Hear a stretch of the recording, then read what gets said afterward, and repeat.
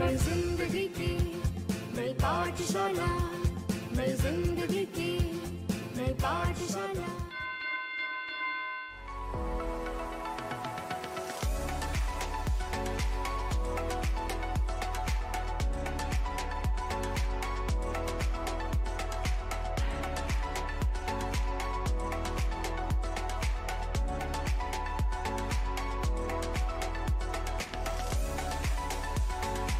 सुप्रभात बच्चों, आज जीव विज्ञान के जिस अध्याय को हम यहाँ पढ़ाने वाले हैं वो है जीवन की मौलिक इकाई।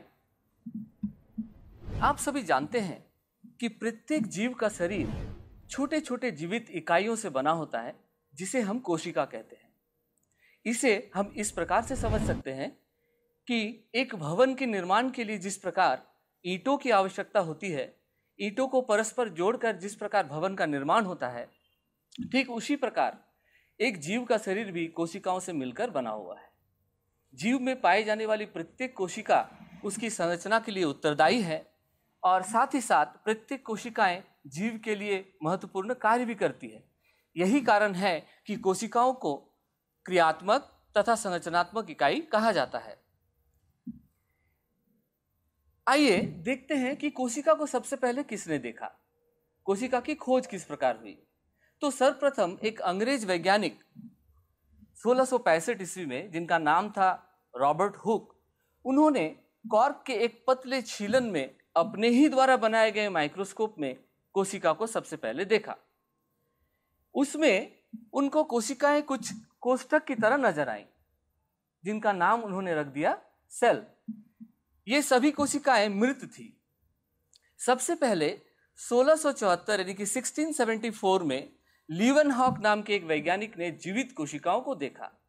उन्होंने तालाब का जल संग्रह किया और जल के एक बूंद को अपने ही द्वारा बनाए गए उन्नत माइक्रोस्कोप से देखा और उन्हें कुछ जीवित कोशिकाएं नजर आईं।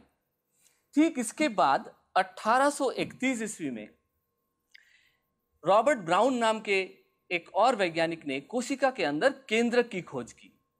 इसी प्रकार 1839 में यानी कि 1839 में J.E. परकिंजे नाम के एक वैज्ञानिक ने कोशिका के अंदर कोशिका द्रव को खोजा और कोशिका द्रव का नाम भी दिया। इसी क्रम में आगे बढ़ते हुए दो और वैज्ञानिक करीब 1838 से लेकर 1839 के समय एक साथ मिलकर एक कोशिका सिद्धांत को प्रतिपादित किया। कोशिका सिद्धांत क्या है? तो उन्होंने इसमें बताया कि कोशिकाएं प्रत्येक जीव शरीर की मूलभूत इकाई है और प्रत्येक जीव का शरीर छोटे छोटे कोशिकाओं से मिलकर बना है।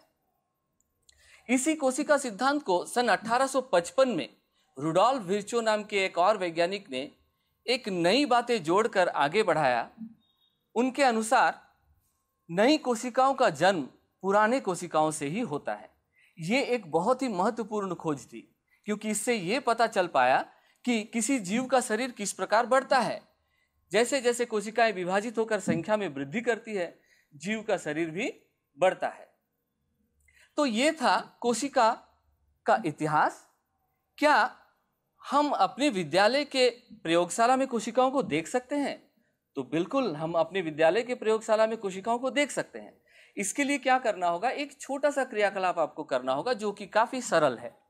आप एक प्याज ले लें, प्याज के छिलके से उसके अंदरूनी सतह से एक झिल्ली निकाल लीजिए।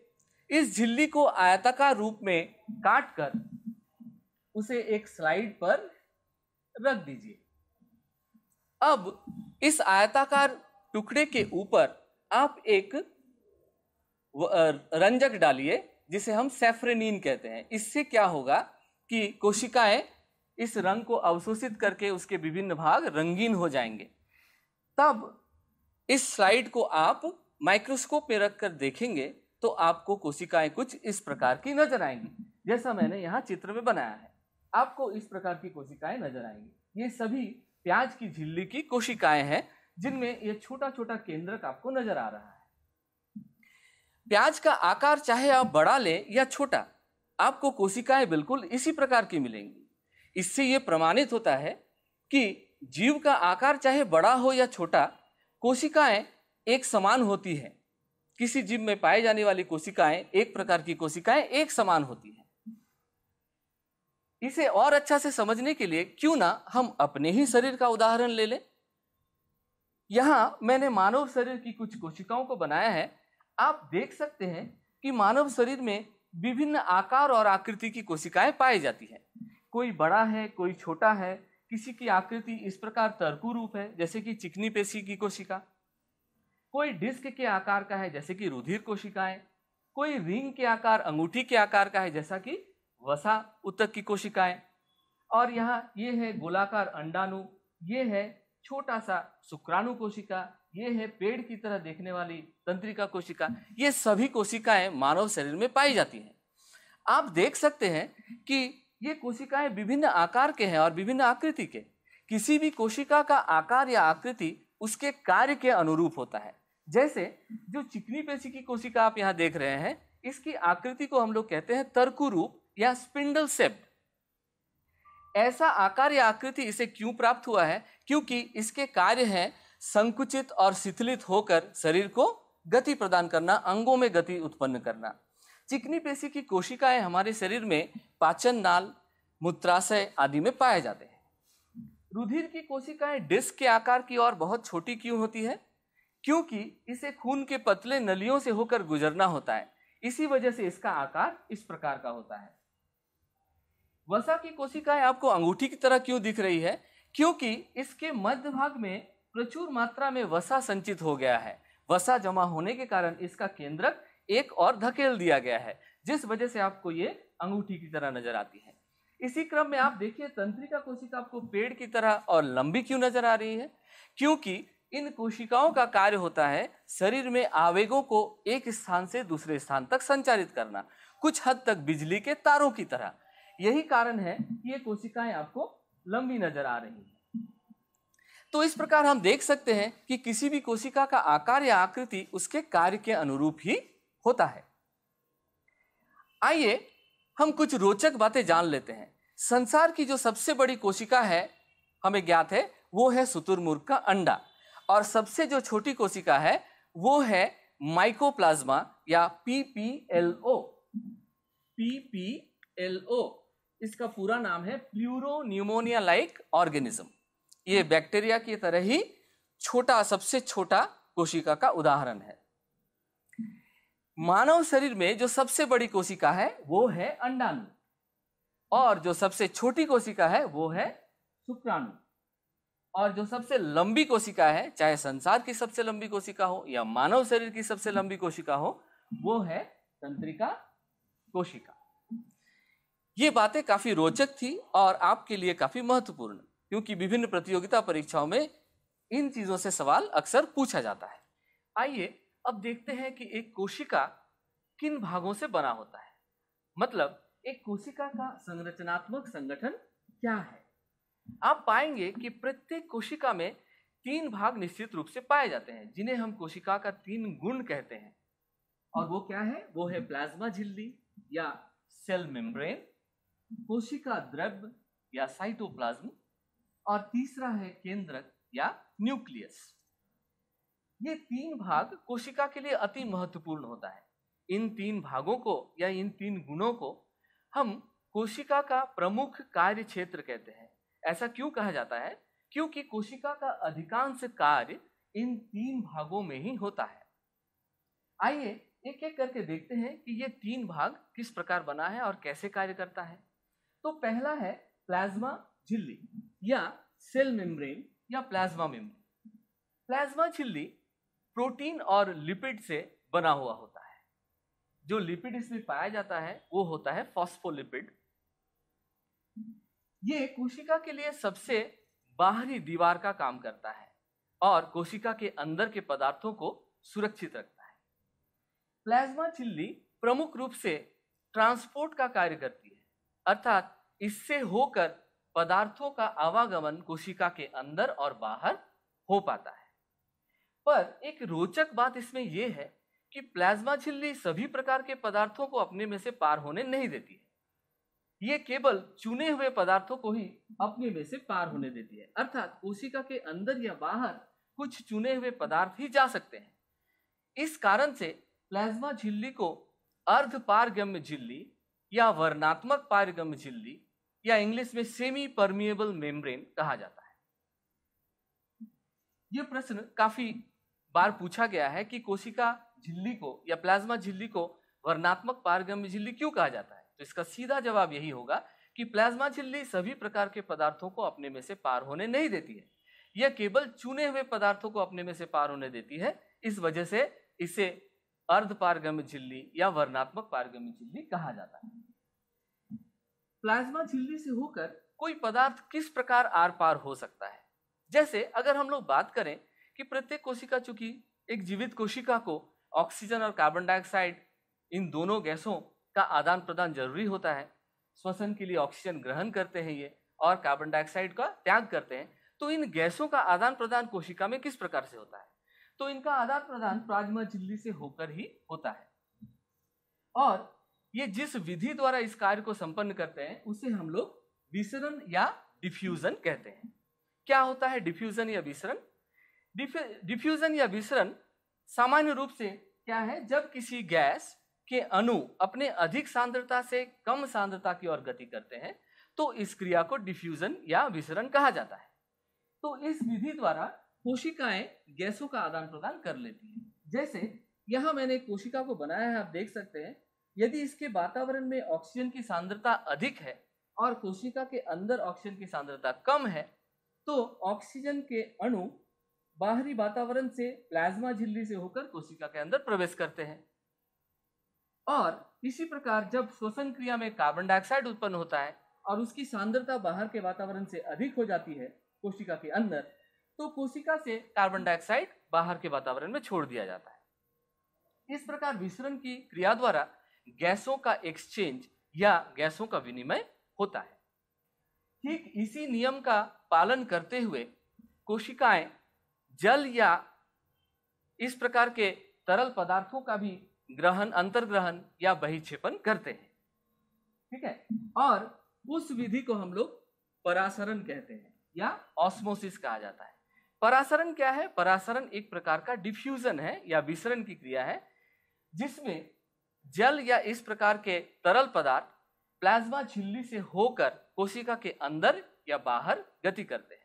यहां भी बिल्कुल विसरण के नियम का ही पालन होता है, अर्थात जब जल की सांद्रता कोशिका के बाहर अधिक हो जाए और कोशिका के अंदर उसकी सांद्रता कम रहे तो बाहर के वातावरण से जल प्लाज्मा झिल्ली से होकर कोशिका के अंदर प्रवेश कर जाते हैं। यहां आप एक चित्र को भलीभांति देख सकते हैं। एक बीकर में मैंने एक प्लाज्मा झिल्ली या अर्धपारगम्य झिल्ली को रखा है और जिसके दोनों ओर दो प्रकार के विलयन को रखा गया है। एक तरफ है तनु विलयन और दूसरे तरफ है सांद्र विलयन। तनु विलयन का मतलब होता है जिसमें विलायक यानी कि जल की मात्रा अधिक है और विलेय पदार्थ की मात्रा कम है, यानी कि ये बड़ा हल्का सा विलयन है। और दूसरे तरफ मैंने सांद्र विलयन को रखा है जिसमें विलेय पदार्थ की मात्रा यानी कि जिस चीज को घोले हैं, चाहे वो चीनी हो या नमक, वो अधिक है जल की तुलना में। इस प्रकार हम देखते हैं कि तनु विलयन में जल के अणुओं की सांद्रता अधिक है, यानी कि जल के अणुओं की संख्या यहाँ अधिक है, और सांद्र विलयन में इसके तुलना में जल के अणु कम है। तो ये जो पारगम्य झिल्ली, अर्ध पारगम्य झिल्ली हमने बीच में रखा है, इससे होकर जल के अणु तनु विलयन से सांद्र विलयन की ओर गति करते हैं।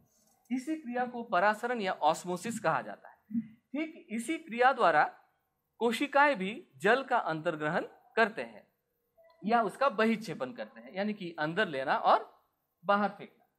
तो आप देख सकते हैं कि किस प्रकार विसरण और परासरण की क्रियाएं एक कोशिका के लिए महत्वपूर्ण होता है। इन्हीं विधियों के द्वारा कोशिकाएं विभिन्न पदार्थों, चाहे वो भोजन हो या जल हो या अन्य आवश्यक पदार्थों को अंतर्ग्रहण करती है और अनावश्यक पदार्थों को कोशिका से बाहर फेंकती है।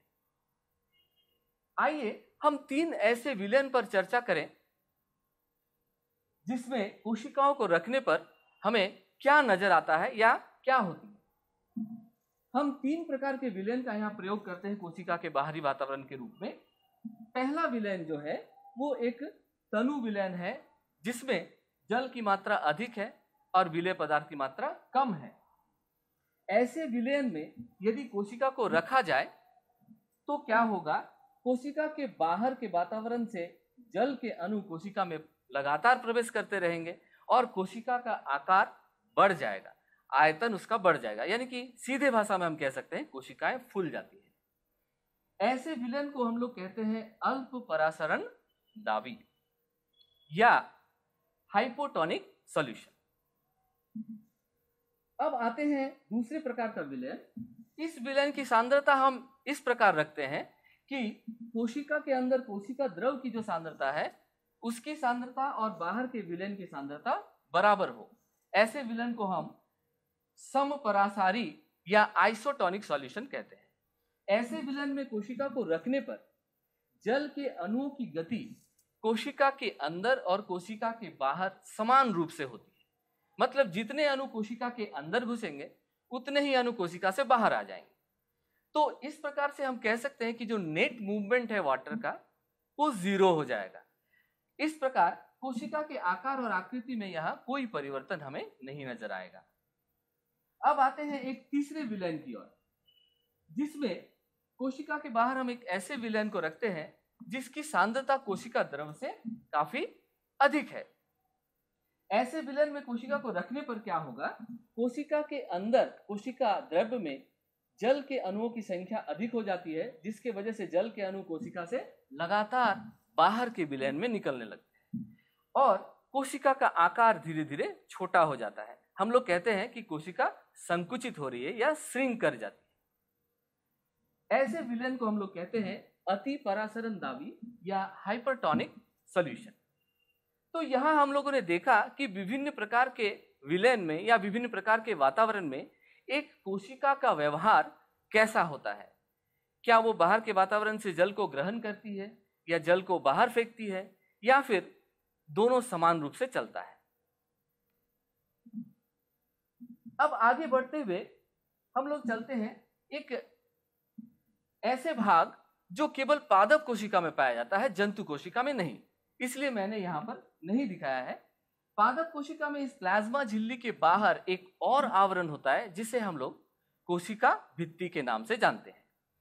कोशिका भित्ति प्रमुखतः सेलुलोज का बना होता है। यह पादप कोशिका को एक मजबूत संरचना प्रदान करता है, जिस वजह से पादप कोशिकाएं जंतु कोशिका की अपेक्षा अधिक मजबूत, कठोर और स्थायी संरचना वाले होते हैं।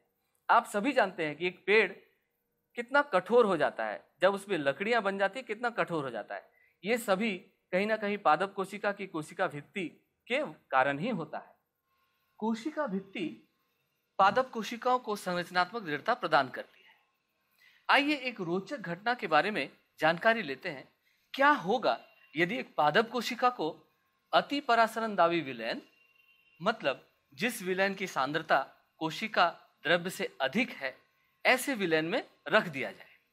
यदि एक पादप कोशिका को हम अति परासरण दावी विलयन या हाइपरटोनिक सॉल्यूशन में डालते हैं तो एक रोचक घटना हमें दिखाई देती है। आपको मालूम है कि ऐसी परिस्थिति में क्या होगा कि कोशिका के अंदर से जल लगातार बाहर के वातावरण में आते रहेंगे और इस प्रकार कोशिका में जल की कमी होती रहेगी। पर पादप कोशिका के केस में हम लोग देखते हैं कि जल के अणु तो लगातार बाहर आते हैं, लेकिन इसी के साथ ही पूरा कोशिका द्रव्य या कहें तो जीव द्रव्य प्लाज्मा झिल्ली के साथ साथ कोशिका के अंदर एक जगह संकुचित हो जाता है और इस घटना को हम जीव द्रव्य कुंचन या प्लाज्मोलाइसिस कहते हैं। ऐसे कोशिकाओं को जिनमें इस प्रकार का जीव द्रव्य कुंचन हो गया है या हो चुका है, हम उन्हें प्लाज्मोलाइज्ड सेल कहते हैं। इस प्लाज्मोलाइसिस की घटना को आप आसानी से अपने विद्यालय के प्रयोगशाला में देख सकते हैं। इसके लिए एक छोटा सा क्रियाकलाप करना होगा। फिर वापस वही एक प्याज ले लीजिए, उसकी झिल्ली निकाल लीजिए और उसे आयताकार टुकड़े में काटकर कांच के स्लाइड में रख लीजिए। अब एक नमक या चीनी का सांद्र विलयन तैयार कीजिए और उस आयताकार टुकड़े के ऊपर 1 या 2 बूंद उस विलयन का डाल दीजिए। कुछ समय इसे यूं ही छोड़ दीजिए। तत्पश्चात जब आप इस स्लाइड को संयुक्त सूक्ष्मदर्शी में देखेंगे तो आपको नजर आएगा कि पादप कोशिका के अंदर का पूरा कोशिका द्रव्य प्लाज्मा झिल्ली के साथ साथ एक छोटे से स्थान में संकुचित हो गया है। इसी घटना को हम जीव द्रव्य कुंचन या प्लाज्मोलाइसिस कहते हैं। यदि इस पादप कोशिका को, जिसमें प्लाज्मोलाइसिस हो चुका है, पुनः हम ऐसे विलयन में डाल दें जिसकी सांद्रता जीव द्रव्य से कम है, यानी कि हम एक तनु विलयन में डाल देते हैं, तो यह कोशिका वापस अपने पहले अवस्था को प्राप्त कर लेती है, जिसे हम लोग डीप्लाज्मोलाइसिस कहते हैं। तो हम लोगों ने देख लिया कि प्लाज्मा मेम्ब्रेन या कोशिका झिल्ली क्या होती है, कोशिका भित्ति क्या होती है। आइए हम दूसरे भाग में जाते हैं, जो है केंद्रक। कोशिका का यह दूसरा प्रमुख कार्य क्षेत्र है केंद्रक या न्यूक्लियस। देखिए, कोशिका में केंद्रक की संरचना किस प्रकार है। केंद्रक दोहरी झिल्ली से घिरी हुई एक संरचना है जो लगभग कोशिका के मध्य स्थान में पाया जाता है। इसमें इस झिल्ली को हम कहते हैं बाहर की झिल्ली और यह है उसके अंदर की झिल्ली। कोशिका झिल्ली में बहुत सारे छिद्र पाए जाते हैं। इन्हीं छिद्रों के माध्यम से कोशिका के अंदर पदार्थों का आवागमन केंद्रक से कोशिका द्रव से केंद्रक होता रहता है। आप देख सकते हैं कि केंद्रक के अंदर एक द्रव पाया जाता है जिसे हम लोग कहते हैं केंद्रक द्रव या न्यूक्लियोप्लाज्म। इसमें एक और गहरा पिंड आपको नजर आ रहा है जिसे हम केंद्रिका या न्यूक्लियोलस कहते हैं। इसके साथ ही केंद्रक द्रव में एक धागे का जाल पाया जाता है जिसे हम लोग क्रोमेटीन के नाम से जानते हैं। क्रोमेटीन डीएनए और प्रोटीन से बना होता है। कोशिका विभाजन के समय यही क्रोमेटीन संकुचित होकर लंबे छड़ के आकार में परिवर्तित हो जाता है, जिन्हें हम गुणसूत्र या क्रोमोसोम कहते हैं।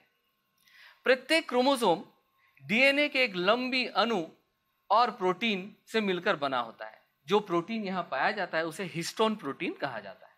गुणसूत्र में पाए जाने वाला डीएनए आनुवांशिक गुणों का वाहक होता है। इसके क्रियात्मक खंडों को हम जीन के नाम से जानते हैं। एक जीन एक कैरेक्टर के लिए या एक गुण के लिए उत्तरदायी होता है। प्रत्येक जीवों में जो हजारों गुण पाए जाते हैं उसके लिए यही क्रियात्मक खंड या जीन उत्तरदायी होता है। जीन गुणों का नियंत्रण करते हैं। तो इस प्रकार हम लोगों ने देखा कि केंद्रक जो है कोशिका में एक अति महत्वपूर्ण भाग होता है। इसे कभी कभार हम कोशिका का हेड ऑफिस भी कहते हैं, क्योंकि कोशिका के अंदर होने वाली विभिन्न प्रकार की क्रियाओं का नियंत्रण केंद्रक द्वारा ही होता है। एक कोशिकीय जीवों में प्रजनन के समय जो कोशिका विभाजन होती है, उस कोशिका विभाजन में केंद्रक का महत्वपूर्ण भूमिका पाया जाता है। सबसे पहले कोशिका विभाजन में केंद्रक का ही विभाजन होता है। तत्पश्चात संपूर्ण कोशिका दो भागों में बंटकर 1 से 2 कोशिकाएं बन जाती है। आपको क्या लगता है, क्या सभी कोशिकाओं में केंद्रक पाया जाता है? तो इसका जवाब होगा नहीं, सभी कोशिकाओं में केंद्रक नहीं पाया जाता है। कुछ ऐसी भी कोशिकाएं हैं जिनमें इस प्रकार का व्यवस्थित केंद्रक जो आप यहां देख रहे हैं वो नहीं पाया जाता है, और ऐसे कोशिकाओं को हम प्रोकैरियोटिक कोशिका या असीम केंद्रीय कोशिका कहते हैं। क्या होता है ये कोशिका? इन कोशिकाओं में केंद्रक के चारों ओर ये जो केंद्रक झिल्ली आपको नजर आ रहा है ये अनुपस्थित होता है। केंद्रक के अंदर का पदार्थ तो मौजूद होता है, पर उसके चारों ओर की जो केंद्रक झिल्ली है वो नहीं पाया जाता है। ऐसे केंद्रक को हम लोग अव्यवस्थित केंद्रक कहते हैं, और ऐसे कोशिकाओं को प्रोकैरियोटिक कोशिका कहा जाता है। जबकि दूसरे हाथ में जो यहाँ यूकैरियोटिक कोशिका आप देख रहे हैं, ये वो वे कोशिकाएं हैं जिनमें निर्दिष्ट केंद्रक या व्यवस्थित केंद्रक पाया जाता है। मतलब इन कोशिकाओं के केंद्रक में केंद्र के पदार्थ के चारों ओर 2 झिल्लियों से घिरा हुआ केंद्रक झिल्ली पाया जाता है। आइए जान लेते हैं इन दोनों प्रकार की कोशिकाओं में प्रमुख अंतर क्या है। आप देखेंगे कि जो प्रोकैरियोटिक कोशिकाएं हैं, जिसका उदाहरण है bacteria, mycoplasma, blue green algae, इस प्रकार की कोशिकाएं आकार में छोटी होती है। जबकि यूकैरियोटिक की कोशिकाएं जिनमें निर्दिष्ट केंद्रक पाया जाता है, उनका आकार प्रोकैरियोटिक कोशिका की तुलना में बड़ा होता है। इनमें केंद्रकीय क्षेत्र जो होता है प्रोकैरियोटिक कोशिकाओं में अस्पष्ट होता है, जबकि यूकैरियोटिक कोशिकाओं में केंद्रकीय क्षेत्र स्पष्ट होता है क्योंकि वो केंद्रक झिल्ली द्वारा घिरा होता है। प्रोकैरियोटिक कोशिकाओं में केंद्रकीय क्षेत्र में जो क्रोमेटिन है या जो गुणसूत्र है वो केवल एक होता है, जबकि यूकैरियोटिक कोशिकाओं में गुणसूत्र की संख्या एक से अधिक होती है। प्रोकैरियोटिक कोशिकाओं में कोशिका द्रव्य में कोशिकांग नहीं पाए जाते हैं। कोशिकांग क्या होता है? कोशिका द्रव्य में पाई जाने वाली छोटी छोटी संरचनाएं जो झिल्लियों द्वारा घिरे होते हैं, जो विभिन्न प्रकार का कार्य कोशिकाओं के लिए करते हैं। ऐसे कोशिकांग प्रोकैरियोटिक कोशिका में नहीं पाए जाते हैं, जबकि यूकैरियोटिक कोशिका में आप यहाँ देख सकते हैं कि कोशिका द्रव्य में ढेर सारे छोटी छोटी संरचनाएं तैरती नजर आ रही हैं, जो सभी झिल्लियों से ढके हुए होते हैं और कोशिका के लिए विशिष्ट कार्य करते हैं। इन्हें हम लोग कोशिकांग या कोशिका अंगक कहते हैं। तो मुझे आशा है कि जो भी बातें कोशिका से संबंधित इस एपिसोड में बताया गया वो आप भलीभांति समझ चुके होंगे, और ध्यानपूर्वक सुनने के लिए आप लोगों का बहुत बहुत धन्यवाद।